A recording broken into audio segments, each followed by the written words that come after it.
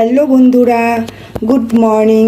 দেখো বন্ধুরা, আজকে বানাবো তেলাপিয়া মাছ বেগুন দিয়ে।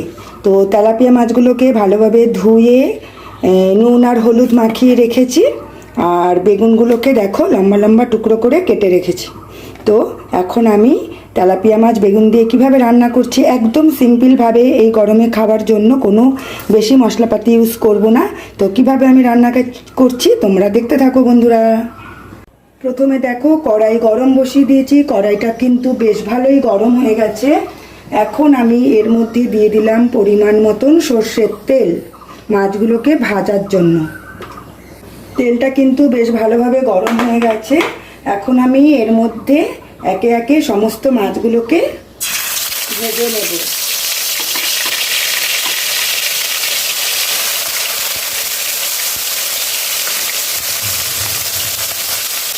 মাছগুলোকে ভালোভাবে উল্টে পাল্টে ভেজে নিই।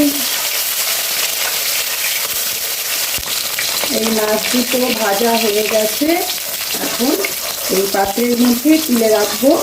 এভাবে বন্ধুরা সমস্ত মাছগুলোকে আগে ভেজে নেব।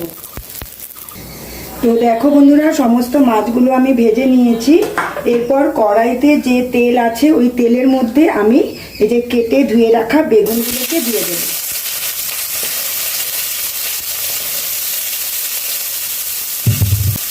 এর মধ্যে একটু দিয়ে দেব লবণ, আর দিয়ে দেব অল্প একটু হলুদের গুঁড়ো। লবণ আর হলুদ দিয়ে বেগুনগুলোকে আগে আমি লালচে করে ভেজে নেব। তো বেগুনগুলো ভাজা পর্যন্ত একটু আমরা অপেক্ষা করি বন্ধুরা। তো দেখো বন্ধুরা, বেগুনগুলো একদম ভালোভাবে লালচে লালচে করে ভেজে নিয়েছি। এখন আমি বেগুনগুলোকে অন্য একটা পাত্রের মধ্যে তুলে নেব। এই পাত্রটার মধ্যে আমি বেগুন ভাজাগুলোকে তুলে রাখছি।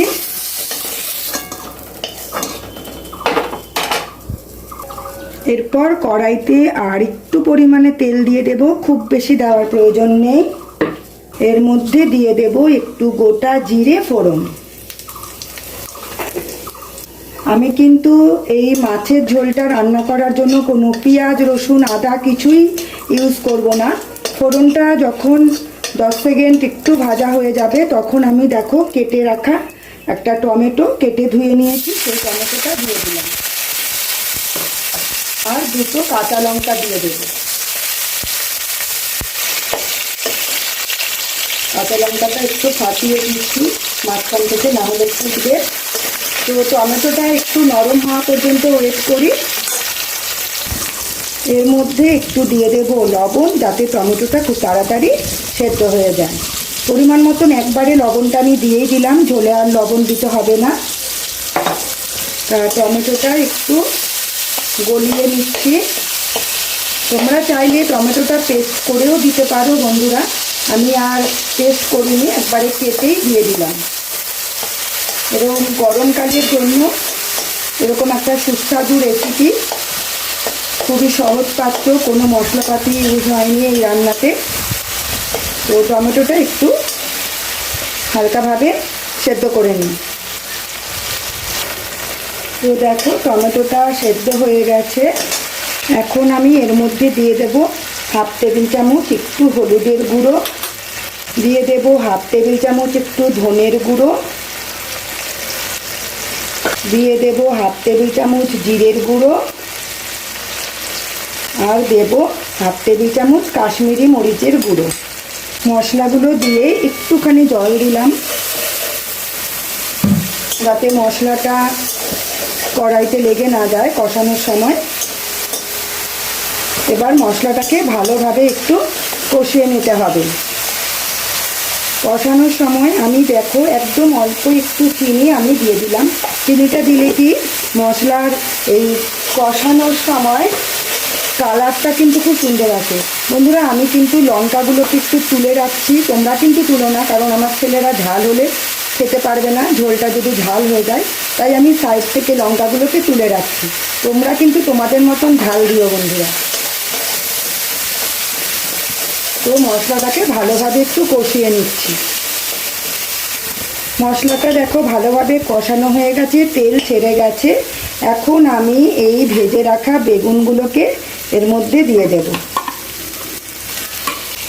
বেগুনটা দিয়ে একটু ভালোভাবে আমি বেগুনের সাথে মশলাটাকে নাড়িয়ে চাড়িয়ে দিলাম।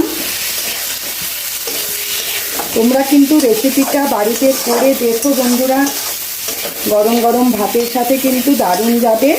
তো বেগুনটাকে মশলার সাথে একটু নাড়াচাড়া করে, খুব বেশি নাড়াচাড়া করার দরকার নেই, কারণ বেগুন যেহেতু নরম তাহলে একদম গলে যাবে। এরপরে দেখো আমি ওপর থেকে দিয়ে দিলাম পরিমাণ মতন জল।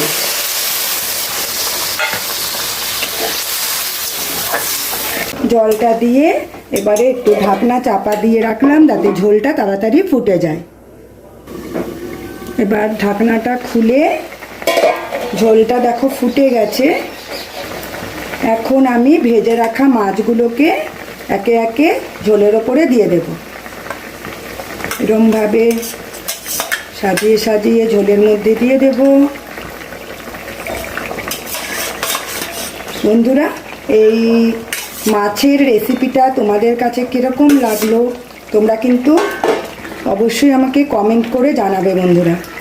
তো দেখো আমার এই তেলাপিয়া মাছ রান্না করেছি।